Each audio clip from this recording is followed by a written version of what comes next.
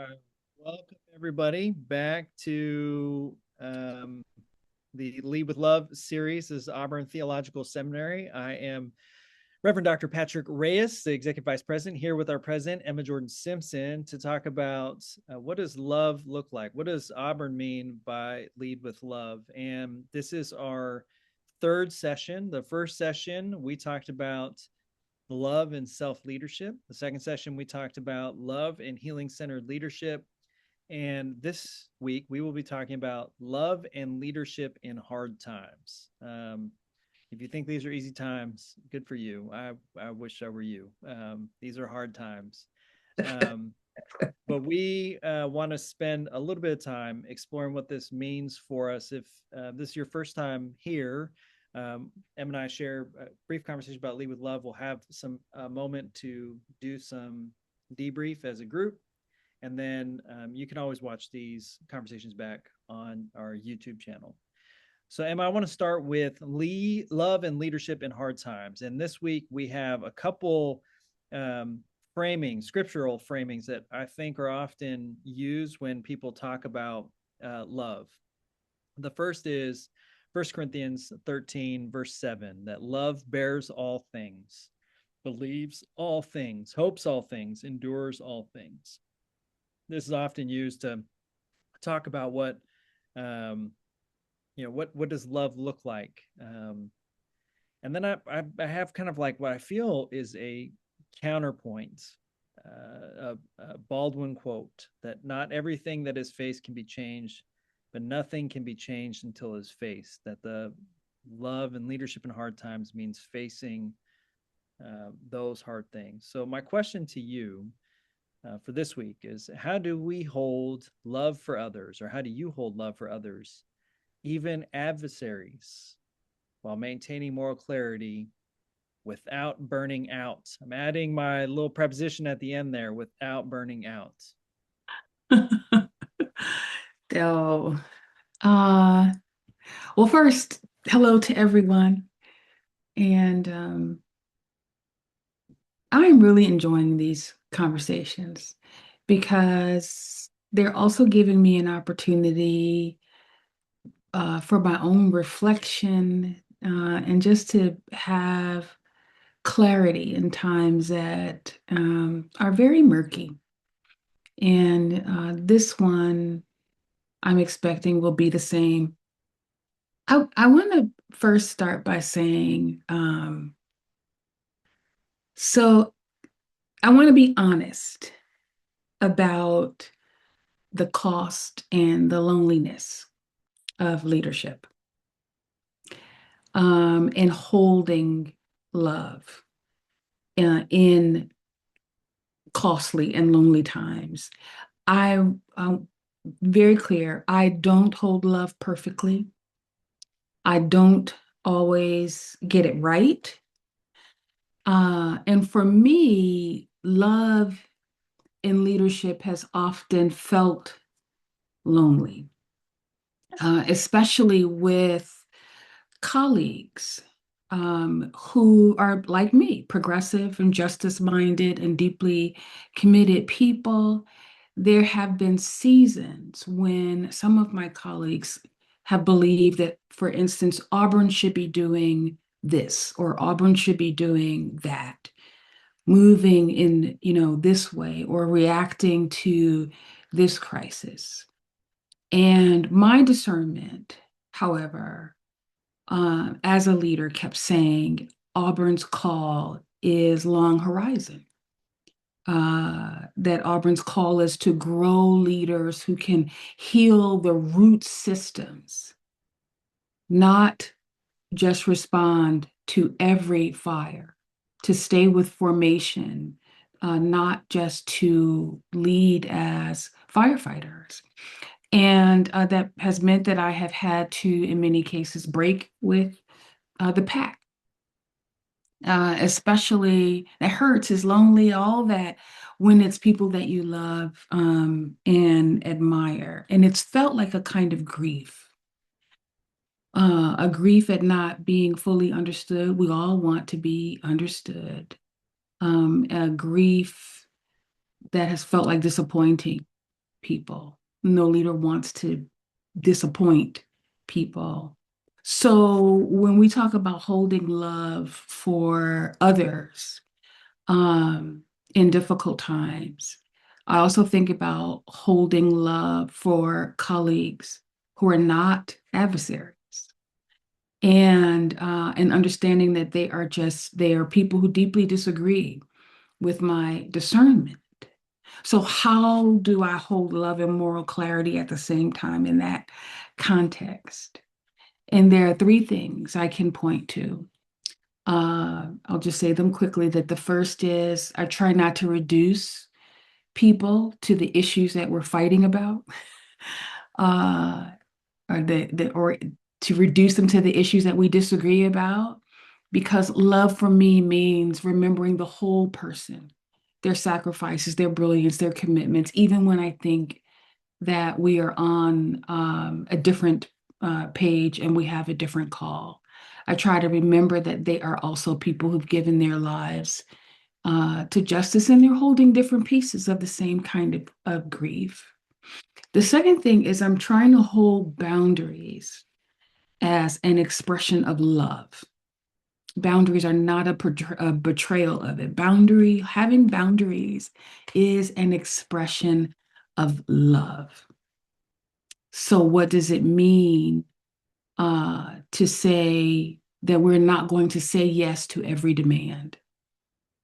What does it mean and how has it felt for me when I have had to say, I hear your urgency, I share your concern, but I believe our faithful contribution is over here and not over there. That's been a difficult and sometimes lonely place to be in. And finally, I'll say that in that I try to practice grief and rest on purpose so that I don't burn out. Bell Hooks talks about love as a combination of care and commitment and trust and knowledge and responsibility and respect. And she talks about the truth.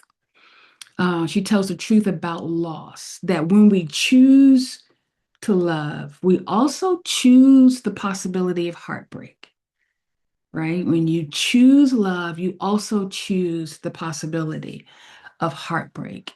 And so I have to learn to let myself grieve, grieve relationships that feel strained because I'm a human being, grieve the fantasy that sometimes I have that everyone will agree with my choices, which is a fantasy.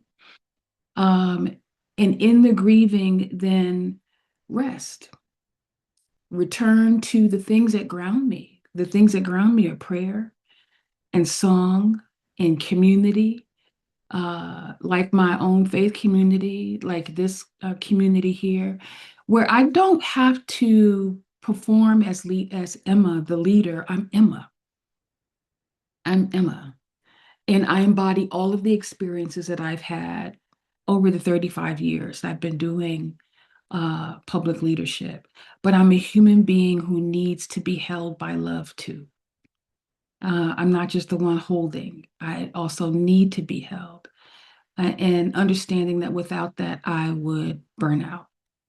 Because then we go back to the quote, the scripture from Corinthians. Love that bears and believes and hopes and endures also needs some place to lay its head.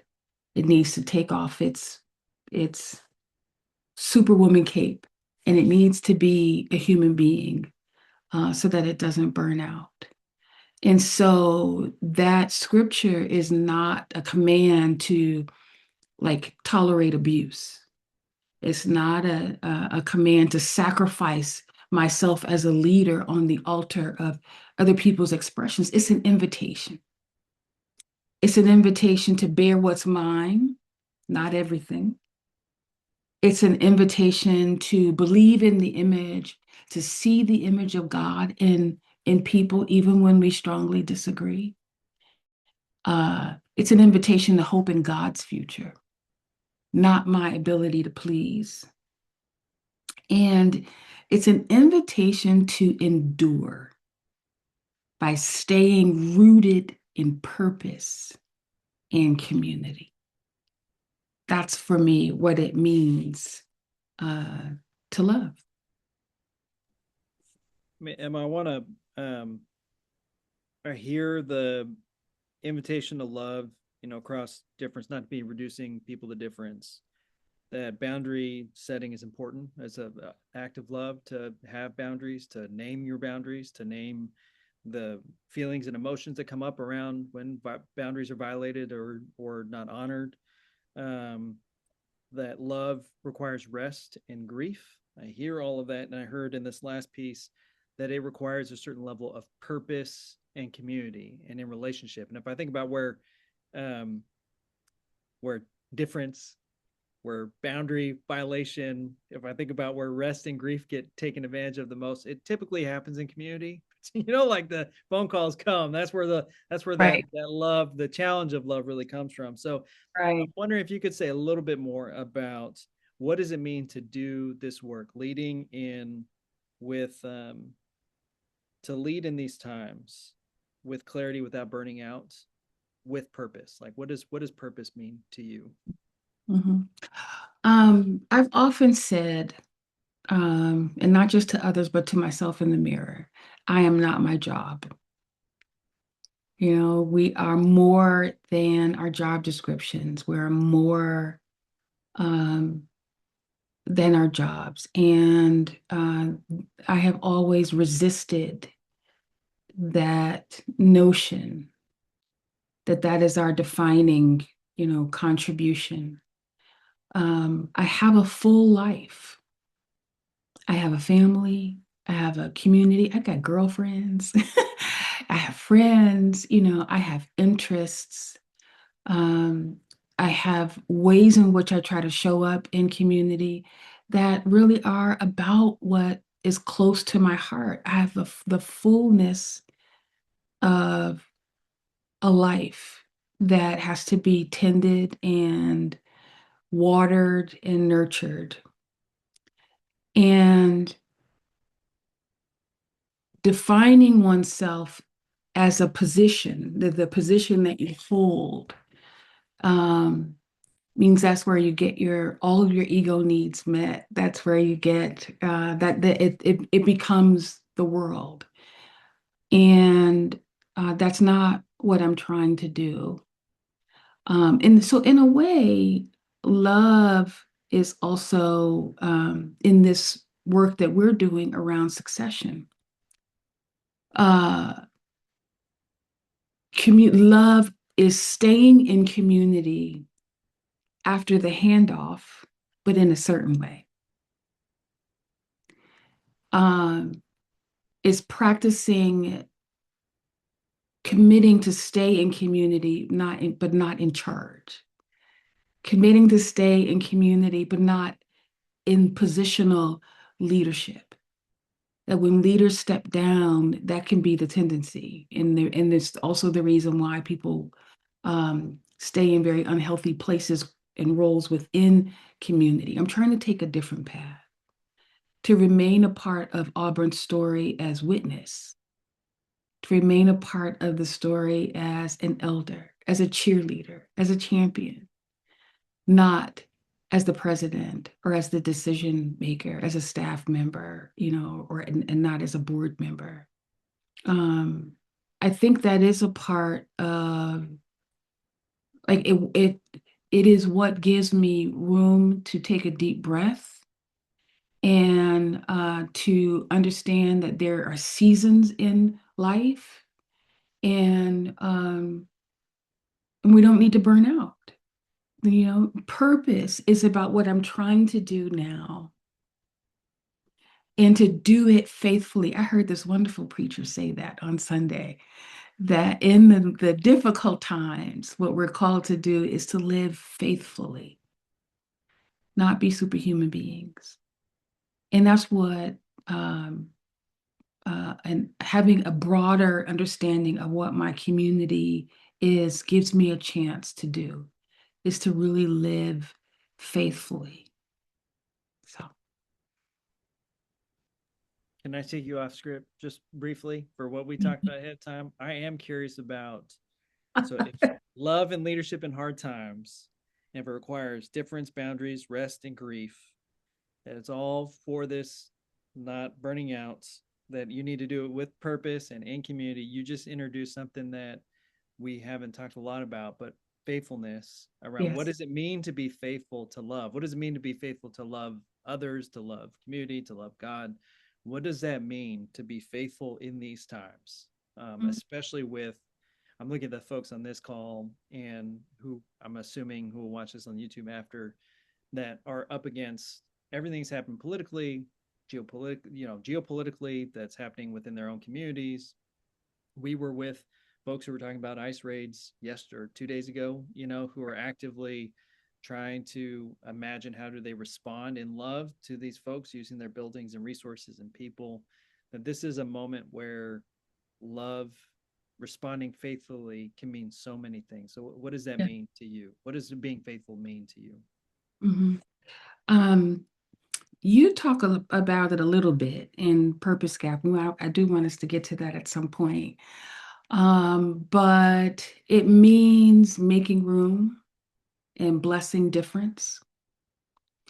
Um, it means I don't want you to be a copy of me. Thank God for that. But for you to live in your own story, in your own wounds, your own wisdom, your own theological imagination. Um, it means